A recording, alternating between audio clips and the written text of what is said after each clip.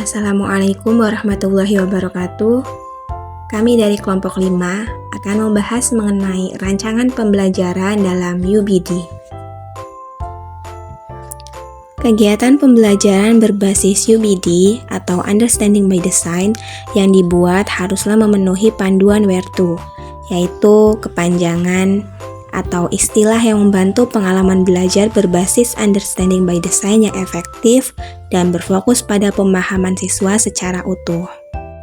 Adapun kepanjangan dari Where to, W merupakan where or what, mengetahui arah tujuan belajar, memahami yang diharapkan, dan dari mana siswa itu berasal. H, hook or hold, di sini cara memikat dan mempertahankan minat peserta didik dalam kegiatan pembelajaran. E, equip or experience, itu membantu memahami ide dan eksplorasi peserta didik. R, rethink or revise, membantu peserta didik memikirkan kembali, merevisi pemahamannya. E, exhibit or evaluate, membantu menampilkan dan mengevaluasi pekerjaannya. T, tailored, menyesuaikan kebutuhan, minat, dan kemampuan peserta didik. Dan yang terakhir ada O, organize, yaitu memaksimalkan keterlibatan peserta didik. Selanjutnya akan dibahas mengenai evaluate work and progress. Bagaimana caranya peserta didik dibimbing dalam penilaian diri, evaluasi diri, dan penyesuaian. Yang pertama, penilaian diri dalam penilaian sikap merupakan teknik penilaian terhadap diri sendiri dengan mengidentifikasi kelebihan dan kekurangan sikap dalam berperilaku. Penilaian diri hendaknya dilibatkan dalam penilaian yang mencakup dua aspek, yaitu membuat keputusan tentang standar penilaian yang diharapkan dan melakukan penilaian berdasarkan standar yang telah ditetapkan.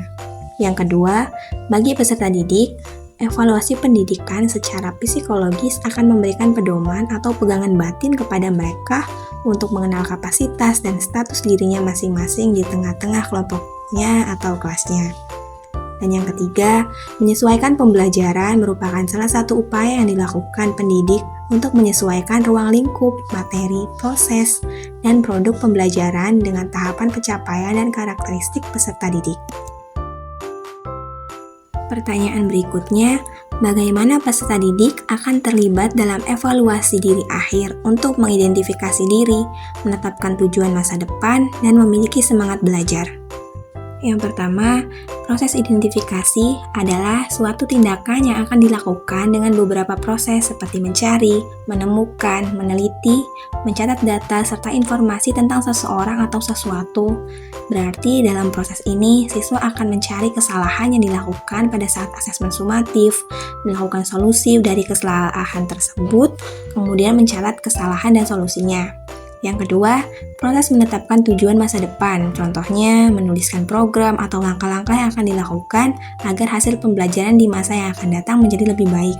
Yang ketiga, proses memiliki semangat belajar dapat dilakukan dengan ikut serta dalam lingkungan yang dapat meningkatkan keinginan belajar, contohnya siswa yang rajin belajar. Pertanyaan selanjutnya, bagaimana peserta didik akan dibantu untuk melihat dari apa yang telah mereka pelajari dan apa yang membutuhkan untuk penyempurnaan lanjut.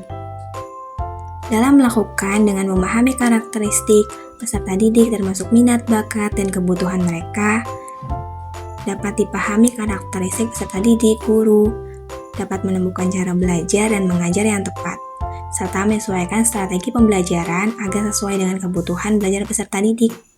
Gaya belajar peserta didik juga perlu dipahami, karena hasil belajar seseorang dipengaruhi oleh cara mereka menyerap informasi ketika pembelajaran berlangsung.